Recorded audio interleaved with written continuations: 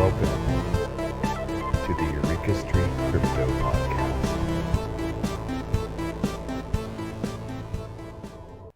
Good morning, everybody. I'm Eureka John, and you're at Eureka Street Crypto, broadcasting from Leander, Texas. This is episode 491.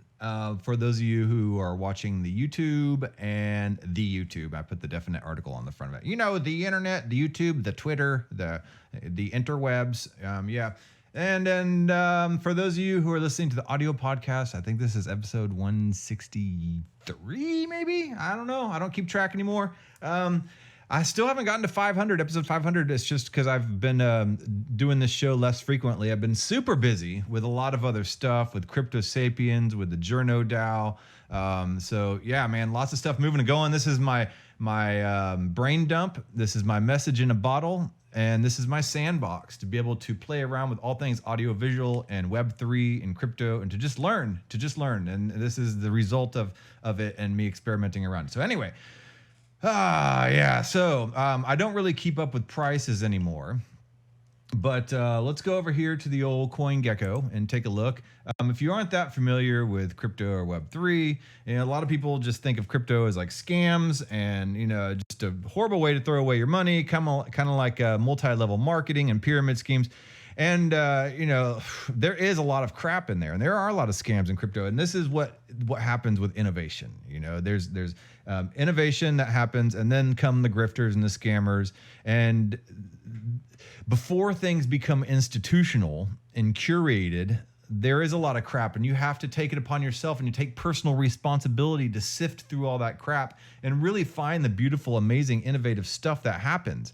And that was the same way when the internet first started too, and then the institutions came in and they centralized things, and now they own you and your data, and you're basically a slave to those institutions. So that's what happens. It's this constant centralization, decentralization through innovation. And then the masses have to catch up. So there's centralized actors that come in there and aggregate all that stuff and curate that stuff. But then they get too much power and control. So then another need of this pendulum needs to push back towards decentralization to innovate again. So it's this constant just like decentralization, centralization, decentralization, centralization, tension going back and forth all the time. And that's what we are dealing with now. We are dealing with another wave of decentralization to get away from the centralized entities like Facebook and Twitter and YouTube and all these internet technological giants who are just like gulping up our data, and basically we are the product, and and now censoring us and using that against us and controlling our opinions through algorithms and dividing us as a people and a nation, and it's time to decentralize everything and to take it back. But in doing so, you have to take responsibility for that decentralization. One of the main mottos and tenets of crypto in general is not your keys, not your crypto. And there are a lot of grifters and projects, in quotes, that'll come around and try to say, yeah, we'll take care of that for you. We know that crypto's a crazy place, and just let us take custody and control of all your tokens. And, we'll make sure that you make 100x returns. Don't believe it, man. Take responsibility, learn about finance. This is what this has been about for me. Through Web3 and crypto, I've learned about, finance. I've learned about programming and technology. I've learned about game theory. I've learned about psychology, and philosophy. I mean, there's just so many different aspects, legal aspects of tax and everything that go into this crypto and Web3 space. And so it's been an exciting road. I started this October 24th, 2020. And I just decided to flip on the YouTube and kind of lean on some old audiovisual skills that I had picked up in New York back in 2005. And, just started learning again. And this is so far the result of it. I got involved in DAOs, and now I've been in the Bankless DAO since it started. I'm heavily involved in journodao now, the Republic DAO, which is data ownership. So I'm at Crypto Sapiens podcast, which focuses on people and their journeys through the crypto space.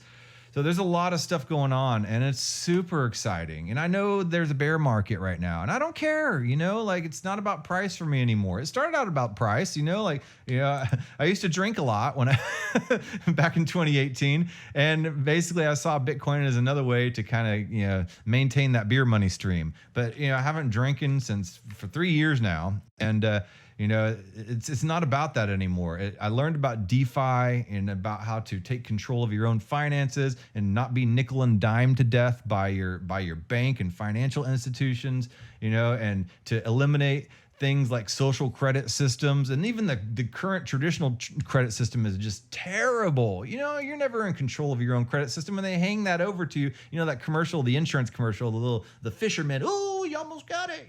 With the old fisher guy, dangling the dollar in front of somebody. That's all the credit system is now. They just basically leverage that credit on you to make you do their bidding. And you don't have to be locked into that system. Not if you learn to legitimately and correctly use the crypto way of life, the Web3 way of life, to decentralize your finances, to decentralize your identity, to decentralize everything. And I know you still have to use banks for on-ramps to be able to get a lot of crypto, and so to get crypto in general. Or you can mine crypto through proof of work. And a lot of people say, well, proof of work uses too much energy.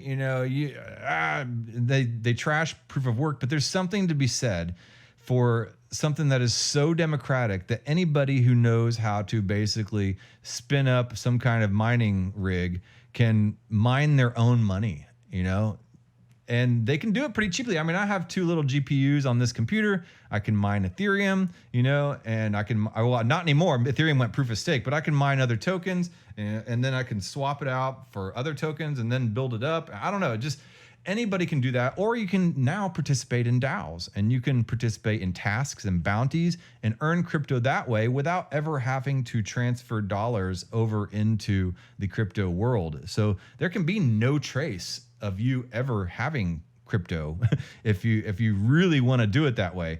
Every once in a while, whenever things are down, I will still buy some crypto, but I don't do it as much as I used to. When I first got into crypto, I was like a Boy Scout collecting all the merit badges of all the tokens and white papers that I read, because it was always like the amazing. Every project was just mind-blowing just because I read a white paper, But then you see the practical implications of a lot of this stuff, and it just, a lot of them are rug pulls, which means, they have token sales and stuff like that. They sell their NFTs, and you get all excited about, oh, we're going to do this, we're going to do that, here's our roadmap, and you get all worked up about the hype of it all. And it's like, this is amazing new technology. This is like insurance, but it's decentralized insurance, and then, there's like immediate returns whenever a natural disaster happens, and, or just some use case like that, and it just ends up, once they've done their initial token sale, they use their liquidity, they cash out, and the project just disappears. Vaporware, and there's a lot of that going on, and I've gotten caught in that too, and I'm just as guilty. So I don't know. You get into crypto, you first learn about this stuff, and there's like this horseshoe effect. You dive in deep, you collect like a plethora of tokens because you're amazed by every single white paper and project, and then you realize most of them are scams. Then you come back up for air, and you really I've only stick nowadays to like Bitcoin and Ethereum. I got a few other tokens, like I get some DAO tokens from doing DAO work, like the bank token, but yeah, I've really narrowed it down to just a few. I still like Chainlink, but this is like this horseshoe effect. You dive deep and you come back up. It's a maturation process, perhaps. I don't know. But the point is I'm not into it for money anymore. It's the technology and the exploration of this technology and the experimental aspect of it that really attracts me. So let's look at some of the prices, though. So Bitcoin is at 20,870. It's up.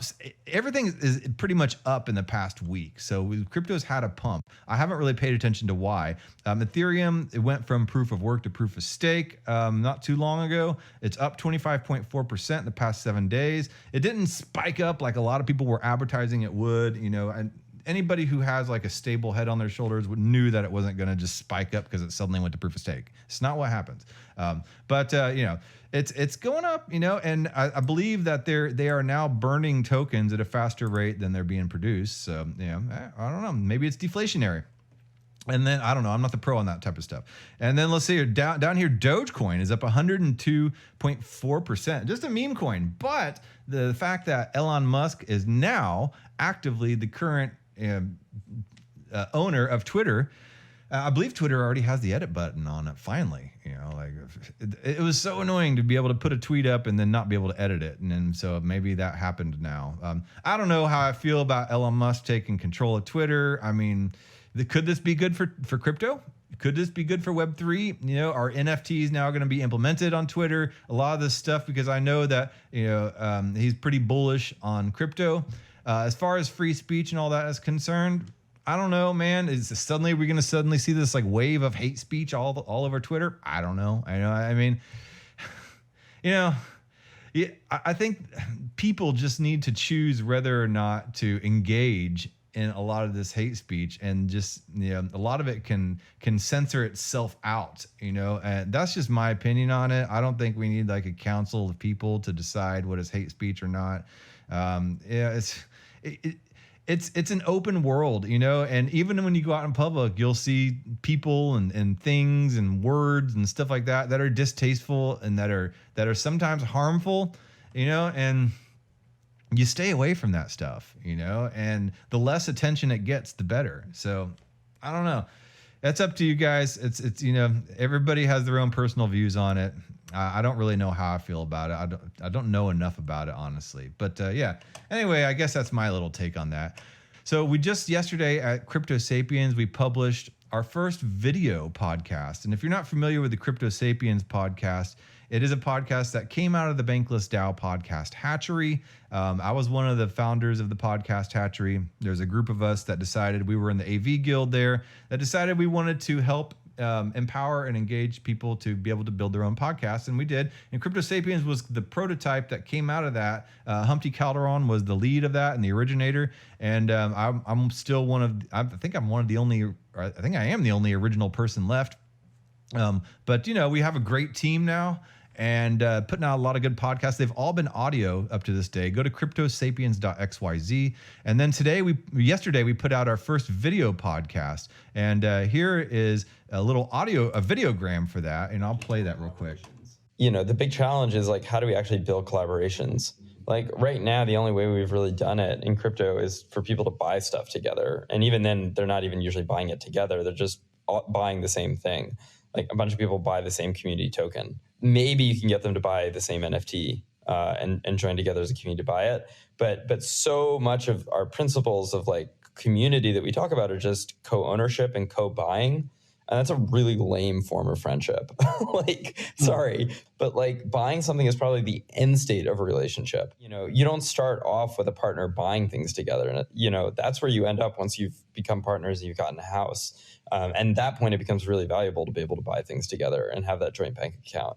But like before you get there, what you really want is like relationship building, and you want activities, and you want to, before you have moved in with your partner and bought a new house, you want to play board games with them. You want to go out and watch a movie together. You want to tell jokes with each other. You want to tell about, each other's family history and your lives and like what you felt. And you want to sing songs at karaoke together. Like you want to go dancing together. Like these are all the things that we haven't done in DAOs. And so, yeah, the unlock would be the meme that like people can co-create. It's really giving people opportunities to collaborate in a relationship building way rather than a buying way, that I think will unlock those co-buying opportunities long term. So yeah, that's an excerpt from the David Phelps interview. And David Phelps is a writer about all things Web3. He's one of the founders of JokeDAO, EcoDAO, the Cow Fund, and stuff like that to help basically bring awareness and collaboration in the DAO culture, and yeah, for collaborative creation. But it was a really good interview, and it was our first video interview to publish. So after this, Crypto Sapiens will be all video. But he makes a great point, like a lot of crypto is about people all bonding together to buy stuff together. And then you get in these Discord groups, these Telegram groups, these DAOs, and it's all focused around the token all the time. How many 100x can we get? We got to pump our bags, fatty bags, and he's saying, no, man, if you're in a relationship with somebody, if you're in a collaboration with somebody, it shouldn't be about like buying something together. That's not what people do in a relationship. What people do in a relationship is they get to know each other. They play games together. They enjoy spending time with each other. You know, they learn about their family, their kids, the things they enjoy doing. They sing karaoke together. They play board games together. They skateboard together and stuff like that. And then they'd be like, man, and then that builds trust. It builds a relationship. And then from there, people might collaborate together. And from that collaboration, they might end up buying something together to work on that collaboration and then create returns on that investment through collaboration. And that is what is missing in a lot of DAOs and crypto projects and stuff like that. Everybody just wants to pump their bags. And if that's all you're in for is just buying a token or group buying a bunch of NFTs together, then you are basically just a shill group, you know? And that's it. So that's basically what he's trying to say. You know, everybody's got it backwards. You know, and that's one thing that I love about the Bankless DAO. Like, and I've been providing like some kind of unofficial consulting to some other DAOs and how to form like guilds and stuff like that. And they're like, how do you form these guilds? And I'm like, well, man, like in the AV guild, like we just started meeting together and we were consistent about it. And we didn't have an agenda. We just met. We knew we were meeting once a week, Wednesday at 3:00. And that's what time we got together. We all made sure we were at our computers together at the same time. And we would talk about audiovisual stuff and how we can use that audiovisual stuff in our skills and what people were good at what types of things in order to build something that would build up the group and build up the DAO to be able to create a media DAO and what that looked like and how that was done. But in the process of that, we had conversations. We talked about ourselves. We talked about each other. We found out, what people are good at, what people are bad at, what worries people, what makes people happy, where they are from, things like that. And I've made friends, online friends through these DAOs. A lot of them I've visited personally. In person. And, now I consider a lot of them friends, and it would have never happened without this common interest in decentralizing stuff, not for making a profit, but for the decentralization and personal autonomy and liberty of everything that's going on. And for just this enthusiasm for innovation and technology. So yes, relationships have formed. And as a result, now we've created products, we've created podcasts, we've created platforms, we've created videos and stuff like that. And now so we've gotten money and grants because of that. And, we've been able to provide and fulfill bounties that'll pay us for our work.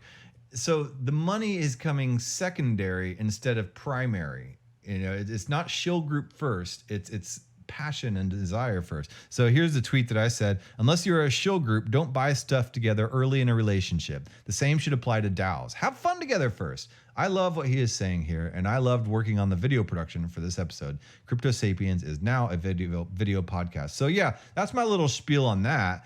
And then also I got accepted to this Alchemy University. This is another kind of experimental, I guess, academy that's coming out to help teach people how to develop Web3 apps and stuff like that. So it's been interesting, and we'll see what this Alchemy University ends up being. But I like this, it's another passion project by a lot of people to help teach people how to innovate and take responsibility for themselves and to use Web3 for themselves and to not rely on some centralized top-down entity to own all your data and to own you and then, make you a slave to that system. And so, yeah, the more you learn about this stuff, the less of a slave you'll be. And I've always been interested in decentralized media. I had to kind of flex with this little picture here that I took back in 2007.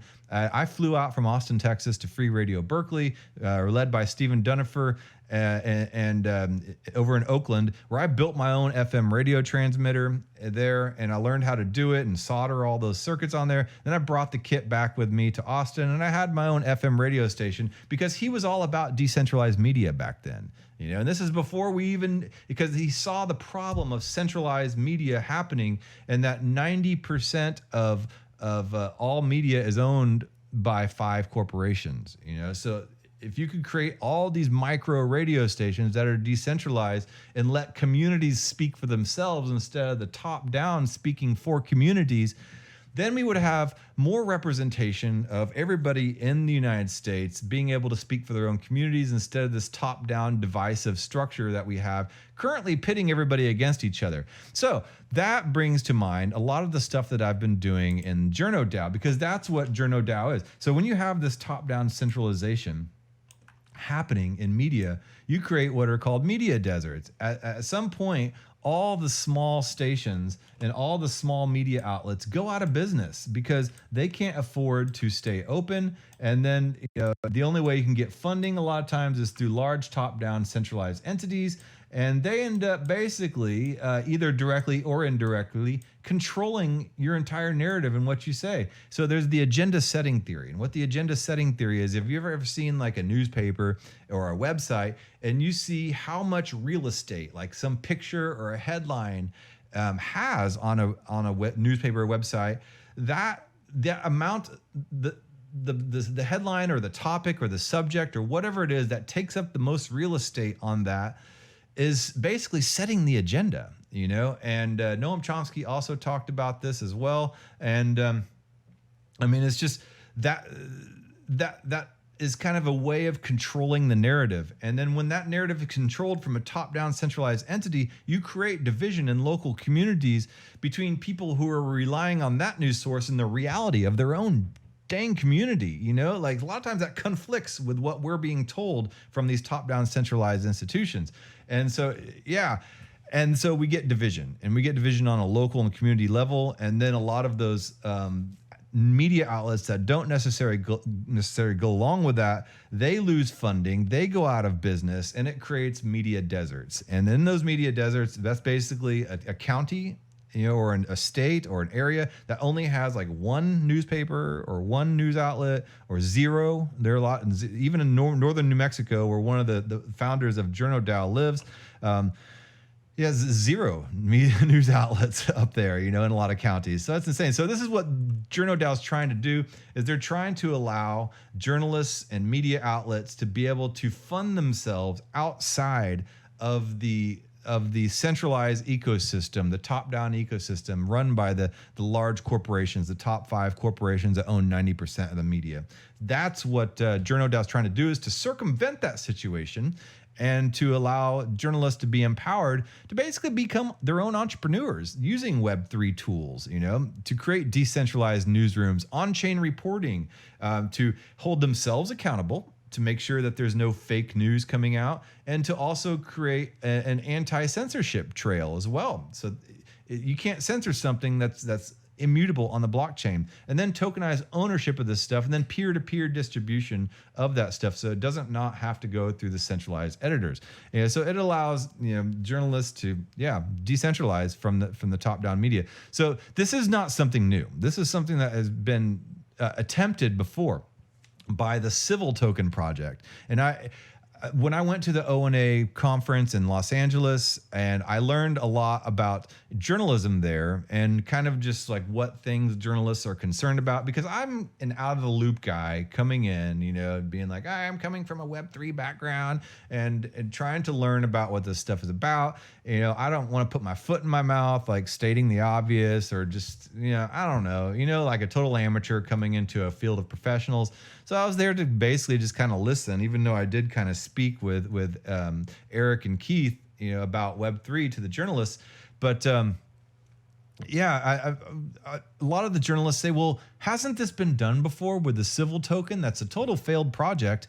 And I believe the only reason it failed is because they had a token sale at the beginning. They didn't sell enough tokens, and it was ahead of its time. Like the world wasn't ready for it yet, and journalism wasn't ready for it yet. A lot of journalists now are even only beginning to understand a lot of Web2 applications and like how to use Substack properly and stuff like that. So, it wasn't quite there. But let me go to this Civil website. And they make a lot of really good points. Like I've been going back and studying what Civil was. And what Civil was a way to like create some standards of journalism. But let's look at this article. This was written in like 2018, I believe, or 2017. Anyway, journalism's funding model is broken. Here's how we propose fixing it. So don't let me speak for this. I'll read this article. So at Civil, we're incredibly passionate about promoting a new model for journalism. If you feel the same way, okay, be sure to sign up. Well, it's too late to sign up now because the project doesn't exist anymore. Anyway, the problem. Journalism's industry is in crisis.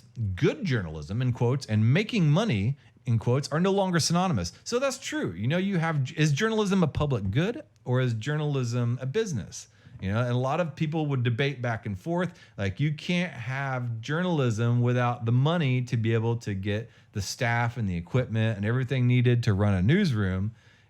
But then once you're dependent on that source of money, is that really journalism? Because you can't say anything bad about the source. You can't investigate or interrogate the hand that feeds you, So anyway, good journalism and making money are no longer synonymous. Publishers confronted with the harsh business realities of the digital age cannot rely on ad revenue to sustain them as it did during print journalism's reign. So print journalism relied on ad revenue. So does web journalism. Still a lot of times relies on ad revenue. But if you need to make money to keep your website alive, you depend on those clicks. Well, how are you going to get those clicks? Well, you get those clicks by creating clickbait, sensational headlines, sensational stories that generate that clicks. Because if you don't, you're going to go broke. And so if you don't create that clickbait, if you just do some investigative project about maybe some water supply issues, then it doesn't have any type of drama. It's like facts, it's going to be dry. It probably won't create a lot of clicks. And if, that'll probably get buried and it'll get lost and it won't build your news outlet money, and so therefore you can no longer continue. So it creates this flywheel effect. Anyway, so today, just 5 corporations control more than 90% of American media outlets, a phenomenon that's similarly playing out around the world. The vast majority of media outlets are controlled by a microscopic concentration of elites and their respective interests is beyond alarming. Absolutely. Journalism is increasingly becoming more of a profit vehicle than a pillar of democracy. Public trust in media is unsurprisingly at an all-time low. And this is even before all the pandemic and all that crap, like already, a lot of people were losing trust in the media before the pandemic. And then they've seen all the flip-flop opinions on the pandemic and the cure for it and all this other stuff. And, I don't even want to say the V word, but, it's created now, even after this article came out well before that, and so if it was already that distrust was at an all-time low, you can imagine what it is now. So anyway, this toxic media environment comes at a time when we as a society are more divided than ever before. A growing number of journalism outlets have mirrored this trend. Instead of being an objective voice that rallies us around the facts, many are opting to pander to polar extremes at either end of the political spectrum with a sensationalist headlines designed to maximize page views. Credibility be damned. This model is the antithesis of good journalism, but it works. People like echo chambers. They're generally more interested in finding stories that confirm existing beliefs than seeking out alternative perspective. A problem that social media is making worse. It's an extremely dangerous precedent for an industry intended to be civil society's bulwark against governmental overreach and corruption. It marks a threat to not only journalism, but democracy itself. This has to change. By and large, journalism runs on a dated, broken business model that relies largely on ad revenue. Hard-hitting investigative stories that expose mass corruption, which can take months to report, simply don't pay the bills as they once did. Few publications can afford to produce such content anymore, and the number of those that can is constantly dwindling. And so we find ourselves mired in a digital media environment focused more on Kardashians and the best burger listicles than hard-hitting journalism. So our solution, this is Civil's solution back in 2018. Civil aims to turn this broken model on its head. We're doing so by taking advertisers out of the equation and introducing a new operating model for journalism that makes newsmakers accountable to their readership alone. Not advertisers, not publishers, not billionaires, owners, just readers. Civil is not a publication itself, but a platform on which newsmakers can be found and run their own independent newsrooms, which in turn collectively benefit from the larger community's growth and interconnectivity. But another way, Civil is the canvas on which journalists can paint the future of their industry. To do so, we're focused on four core pillars. One, attract great journalists. Great journalism starts with great journalists, and there's an abundance of incredibly and talented reporters currently seeking jobs. We want to be a platform that enables a new, more effective operating model, and then get out of the way as they build their own communities and report on stories most relevant to their individual newsroom communities. To make this model work, you must think like journalists. We need to appreciate and anticipate their greatest needs. With that in mind, we've hired and partnered with journalists like newsmakers and like Politico and DNA Info and to oversee the operations. Okay. Anyway, that's how they were doing it. And then, okay, the second pillar. So first is attract great journalists. Second is use tech to give journalists control of the funding model. So anybody will be able to apply to launch a newsroom on Civil. To do so, they'll need to demonstrate an ethical journalistic mission to share their roster of collaborators and share a viable, sustainable business model. The community will vote via Civil tokens. So the Civil tokens, they give credibility to a journalist, but they allow people to vote in the community. And if a prospective newsroom is accepted, it will gain publishing rights on Civil. So what that Civil token allows people to do is to vote about which platforms and which newsrooms or journalists will be accepted into the Civil fold. And that kind of seems a little centralized and exclusionary to me, because if you're not going along with, what the large token holder's stake in Civil, is down with, then you're not going to be a part of it and you'll be excluded. So, but at least it's not just some kind of, greasing palms, centralized, owned by corporations type of entity. At least it's decentralized in the fact that anybody could buy the Civil token and be a Civil token holder, so. And that could be anybody. So it's decentralized in that way. So if, when approved by the community, newsrooms will retain full business and editorial autonomy. Civil will never meddle in a newsroom's business model. It'll be up to them to determine which model is best for their base. Subscription models, metered paywalls, 100% paywalls, 100% ungated content, always on pledge drives, et cetera, et cetera. Anyway, so it's the token element that enables Civil to eliminate the middlemen, third-party publishers, advertisers from the equation, while maintaining a reliable, secure model. All token transactions applying to launch a newsroom, challenging a newsroom for being unethical, voting on outstanding challenges, they're recorded on the Ethereum blockchain. And so it talks about what Ethereum is, a giant network of independent community. All right. As new transactions occur, becoming a member of a newsroom, micro-tipping an article, posting a story, this digital ledger is simultaneously updated across Ethereum. All right. So this means that the information is stored by the public, not concentrated on a single server controlled by Amazon, Facebook, and Google, and so impossible to alter without achieving the consensus of millions of users, independent users worldwide. I still don't understand how they're going to be able to make that money unless, I guess, people buying Civil increases the value of it. So anyway, build an impassioned community where a market. So that's pillar 2. So pillar 1, attract great journalists. Pillar 2, use tech to give journalists control the funding model. 3, build an impassioned community where a marketplace for journalism, writing it, reading it, reacting to it, and supporting it. As Civil's larger community grows, so too does the reach and value of each individual newsroom. Our initial focus is to serve the 3 areas of journalism that have been hardest hit by 2+ decades of newspaper closures and mass layoffs: local, investigative, and policy journalism. We believe there's an incredible demand for more coverage in each of these fields because that doesn't really pay. Local, investigative, and policy journalism doesn't pay. People care more about the Kardashians, right? So we believe there's an incredible demand for more coverage in each of these fields. So we're told that we need to be concerned about Game of Thrones and Kardashians. But what people really need to know, and if they would just get more of it, is what's going on around them. Maybe some investigative journalism. And the problem is there's a void for that investigative journalism. So crackpots on like YouTube can come up with these crazy theories.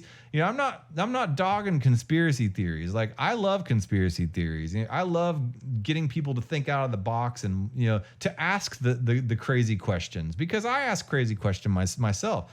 But if that's your only source, then that's a problem. So if you could get journalists legit journalists to start asking those questions as well with their skills that they have developed over the years, that they went to school to college for 4 years of college and 2 years of master's degree. And a lot of times, to learn critical thinking and investigative journalism and apply those skills to some of these questions that are being asked by the crackpots and the amateurs, then that would be a great thing. So anyway, there's just a divide that's been created that's discredited the average person, by these people who look down at them down their nose, when a lot of times these average, local people are doing some good journalism. So join together, here. So anyway, the one of the point here, we're in this together. Civil will go as far as its community, which is why readers or citizens will have the option to purchase tiered memberships in individual newsrooms. So this is where the citizen and the journalist kind of get together. We want to give citizens a voice in journalism again and to foster a more direct connection between citizen and newsmaker. Similarly, we want to provide better mechanisms for newsmakers to inspire credibility so that their readers are confident the news they're reading is based on verifiable facts. And that's where the professionalism of journalism, the people who went through journalism school, come through, because they can sniff out for verifiable facts, but then they can still investigate some of this local investigative and policy stuff that people want to hear about. That's a complete void right now because the actual paid journalists are spending too much time focusing on the Kardashians, anyway. We believe that this is the best course to help restore the public's or divisive politics. We believe that this is the best course to help restore the public's trust in journalism while also enabling more journalists to focus on writing truly impactful stories. So the fourth pillar, so we have attract great journalists, use tech to give journalists control of the funding model, build an impassioned community, and then 4, grant full editorial autonomy to newsrooms. Don't meddle, because a lot of these corporations are that are collecting the money for these ads, that are funding these newsrooms, that are sponsoring these newsrooms by running these ads, they're suddenly now meddling in there saying, you need to write an article about this. You need to write an article about that. Oh, you said this. We're going to have to cut that out because that goes against our advertisers and that's our source of funding. Yeah, man. So, we can't write this hard-hitting investigative project because we have to write about, what the celebrity in Game of Thrones is doing in their private life, so because that's what gets the clicks, that celebrity in Game of Thrones, that gets the clicks and that's what pays our bills. So we have to give that our space on our website instead of this current project about what's going in our water. If we've learned anything from the current dire state of the journalism industry, it's that editorial autonomy is key for newsrooms to grow and thrive. It's also an exceptionally rare commodity. A newsroom's top priority should be serving its stated mission, not the bottom line driven interests of advertisers and publishers. So yeah, man. Civics will provide basic ethics guidelines to ensure that no newsroom becomes a bastion of hate speech or trolling. That's good. And we will always provide services and support on the technical and operations sides. It's definitely a novel concept compared to traditional journalism operating model, and it's precisely what's enabling us to attract some of the most talented journalists on the market. So yes, man, that's what Civil was all about. Kind of gives you an idea. The problem is they had a token and they had an initial token offering, an ICO, and a lot of people, not a lot of people bought the token, and it was kind of ahead of its time. A lot of journalists didn't understand it, didn't know what it was good for, couldn't wrap the idea of this platform around their head. And yeah, I just think it was ahead of its time. It was partnered with Consensus, who was its largest token holder. So that was that. But JournoDAO is starting it again, and they're not doing an initial token offering. They're not doing an airdrop. But JournoDAO right now is kind of at this point where we're experimenting. We're trying to figure out how this space can work together. We're consulting, teaching, bringing awareness about Web3 to journalists, how they can use some of these tools, how journalists can figure out how to own their own data through something like Republic DAO. Republic.io is basically a project that allows you to have a dashboard for your own data. And so when you think about this in like a journalistic point of view, so like you have Apple and you have Facebook and you have Google and all these huge technological giants collecting all your data, and they're selling your data. They give you the service, right? And I've used this analogy a few times. I heard it on a podcast. Like you have a washing machine guy come in and repair your washer machine, right? And that washing machine person comes in your house. They fix your washing machine. They say it's free of charge. And you say, well, I would have paid for it. Like, oh, it's no problem. You don't have to pay for it. I walked around your house and I took photos of everything in your house. I know what you like. I know what your interests are, and so therefore I have all that information that I can use and give it to advertisers so they know how to target ads to you now. So I made a lot more money off of that information about you than I did fixing your washing machine. So it's on the house. You're like, no, man, I'll pay for my give me back my data. So that's what we're facing right now. And nothing is free. So if it's free, you're the product. So that's what Republic is doing. It's giving you a dashboard for your own data, for your dataverse. Everyone wants your data because it's useful to them. But when's the last time it was useful to you? Republic is here to show you what in the world sees in your data. So this gets back to journalism. So if you're a journalist and you're collecting all this data and you're going out there and you're doing hard-hitting investigative journalism and you're collecting this data, that data a lot of times now becomes stored in like your own little database. You can use that data that you've collected and you can curate it and you can sell that data, your data. And I was talking to a motion graphic artist last night, and he works for Apple and he makes instructional videos.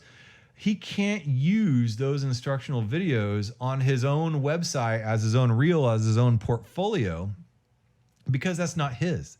Because he works full-time for Apple, that everything that he's created belongs to Apple.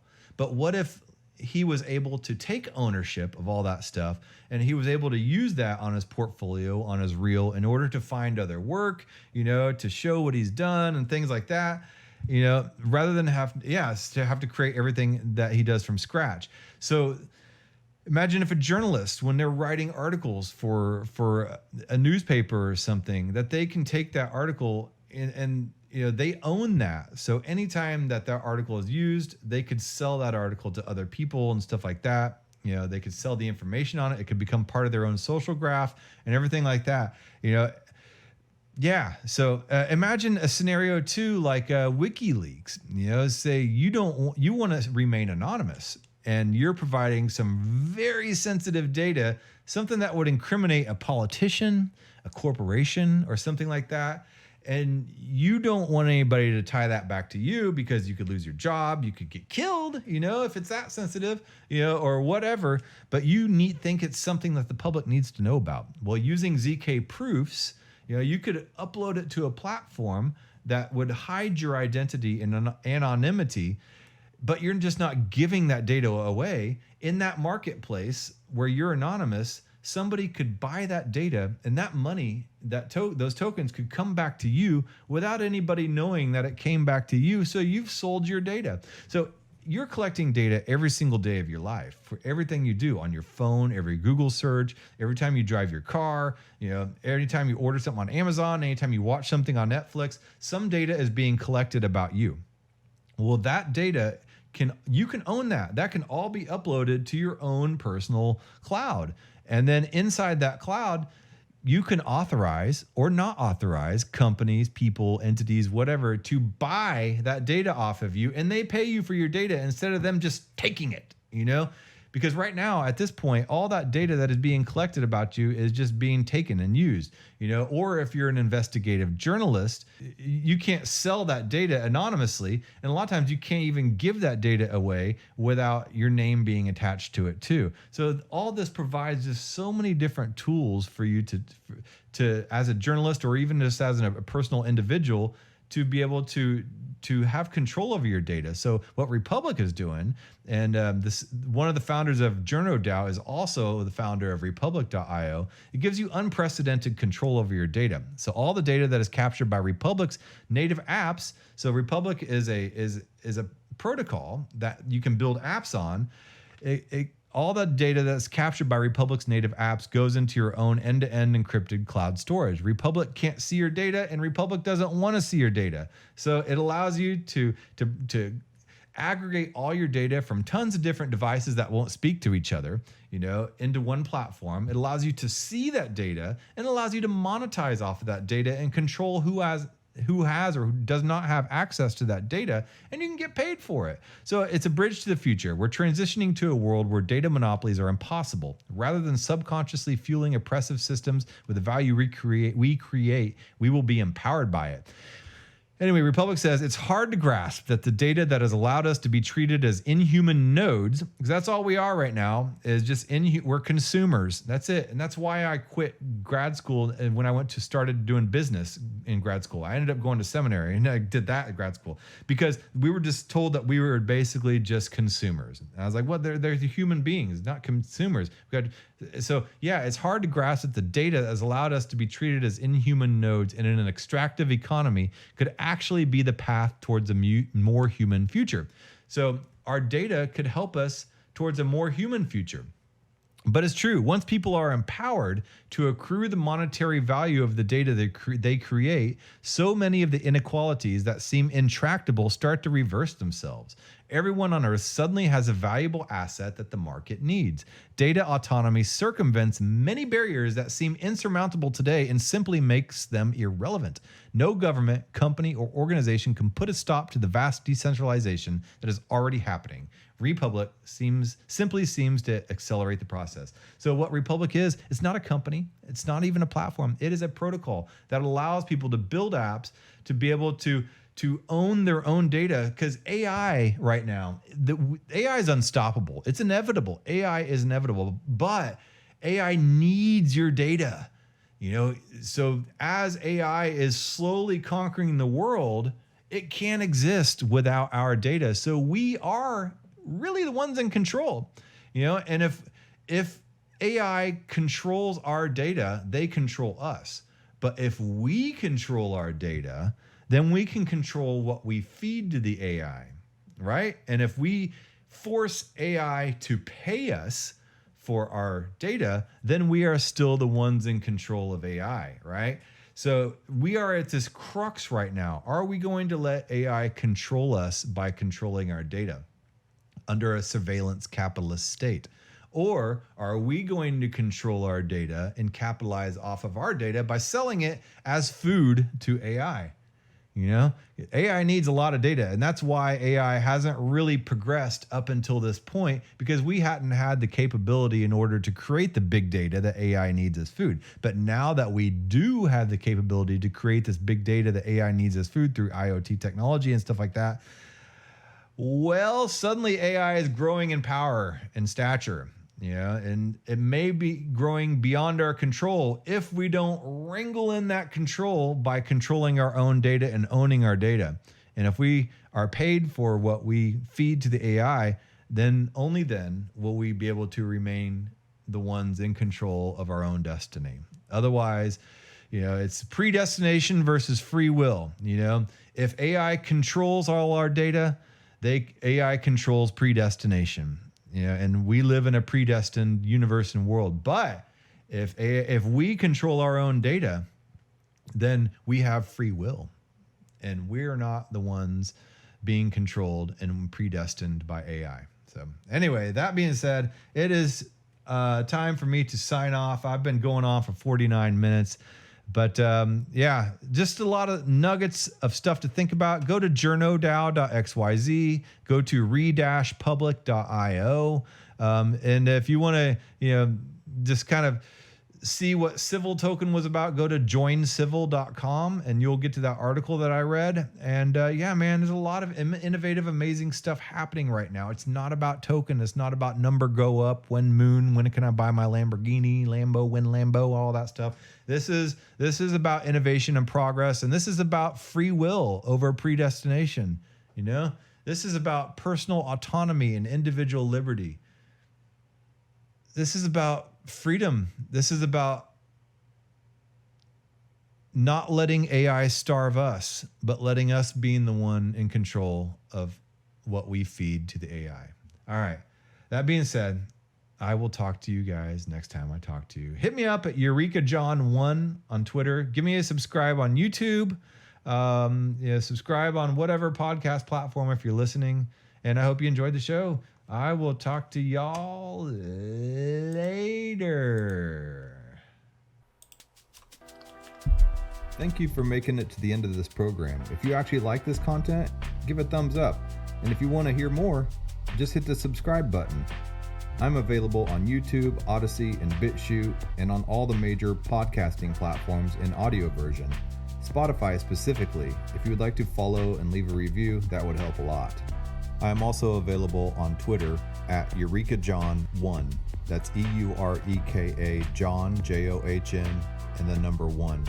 My DMs are always open. Feel free to shoot me a message. Thanks again.